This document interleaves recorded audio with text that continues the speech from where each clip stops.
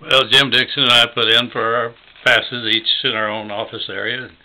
Got clearance, got the passes on the same days, of course, and ready to go. We had our little bag packed, and on the day it was the end of the work day before the pass really started, our bosses let us get away a little bit early, and we hot-footed it right on down to the airstrip there at Fort Benning, and we were in luck. There were two planes in there called A-26s, if the memory serves me right. They were a fighter-equipped, combat-equipped plane that I can't remember. I think they were more a reconnaissance-type plane, yet there was a gunner's seat that wasn't occupied. So they said, if you boys want to take those, they're headed up, I think it was to Fort Bragg in the Carolinas, and you can each ride in a separate plane, but get to the same place at the same time, because these are going to travel in tandem. You bet, we're for that. So we got in, and it was fun, kind of weird. Man, you're flying, you're not going to have to jump, and you're going to land. Never had landed in an airplane before. Going to land in an airplane. They seemed fast, and I think probably they were fast, because we were out of the planes and on the Carolina base by time for chow, and walked, not very far, up to a company that would host guests. They checked us a pillowcase, a mattress cover, a couple of sheets, a blanket, and assigned us to a bunk in a nearby barracks, and we dumped our stuff on the bed and took a tip that they gave us for the evening meal, and the Air Force fed us. Can't beat a deal like that. That's traveling first class on the cheap. Afterwards, so before dark, as it was getting dark, we walked around a little, saw a little bit of the base, went in, made up our beds, went to bed.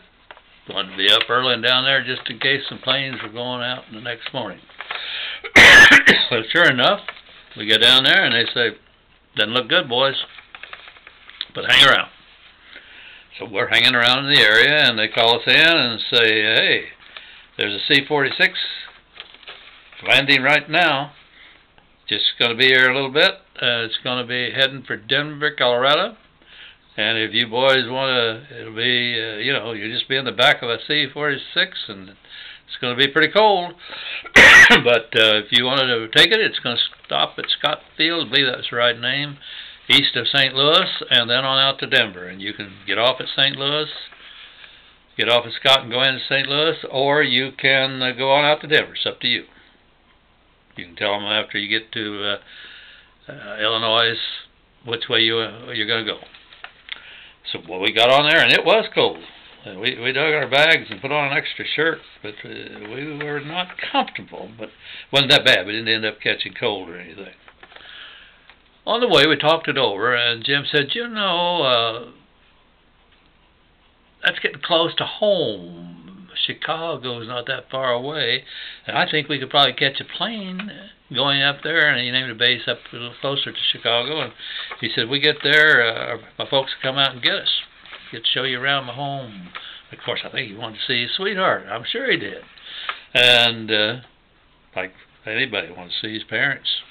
I don't remember if he had brothers and sisters or not, but it's always good to go home.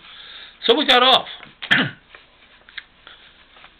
We had to check in at the flight control station, and they said, nothing going, boys. You might as well go on into St. Louis. There's a bus. They told us where to catch it. Goes every hour. And check tomorrow. See what we've got.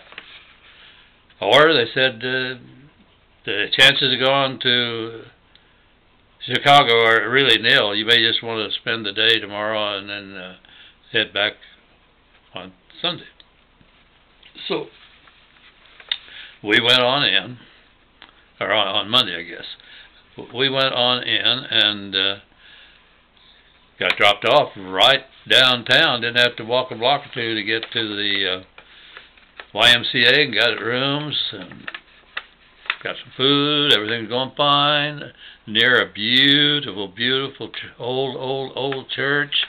And, you know, we walked around a little bit, looked at the downtown area of St. Louis. Neither one of us had been there before. As we were checking in, though, at the Y, the lady at the desk said, you know, boys, there's a opera, I think they call it, at the park tonight. They're going to do Old Man River. It just keeps rolling. It just keeps rolling along. And I had that about lift that barge and so on. Well, we went, got on a bus. She told us which bus to catch. We went out to that park, and there were a lot of people there.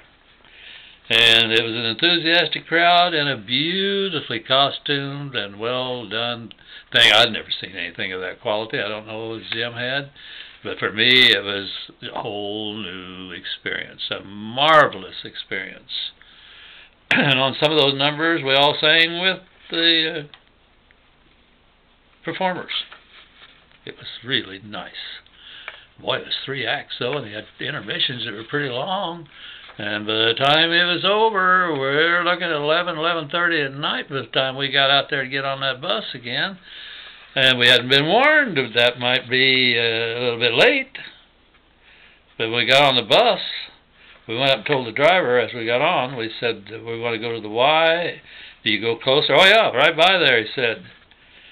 Just, you have 3 or 4 walk. I'll let you know. I'll call it out for you. So we sit down in perfect confidence. Country guys, you know. Or I was. If they tell you they're going to call you out, they'll call you out. Well, a lot of people on that bus, and lots of stops, and lots of people getting off. Few people getting on, and then off. And pretty soon, though, we're looking around. Hey, there's nobody on this bus but us. So I think it was me. I went up and said, hey, oh my God, he said, I forgot you boys. And we were sitting back there. I suppose he didn't even realize we were still on the bus. And he said, this is the last run, and company policy, I can't turn around and take you back there. Man, we weren't happy, and he knew it. Well, now, wait a minute. He said, you guys are young, you can walk, can't you? I said, sure, we're paratroopers, we can walk. They said, you don't have to walk a couple of miles, but he said, I'll take you on up here and put you off on a street that all you got to do is just stay on that street and keep going west until you get right down there where you see that big church. Did you see the big church there over the Y? Yeah. He said, when you see the big church, you know where you are, you can find the Y. Yep, no problem. Well, that's what we did. But there was a little problem en route. You're going through East St. Louis, and East St. Louis, a lot of it is block residential, and now it's about 11:30, 12:30 at night, and the dogs don't like you being there, and the people don't like you being there. But that's the rest of the story later.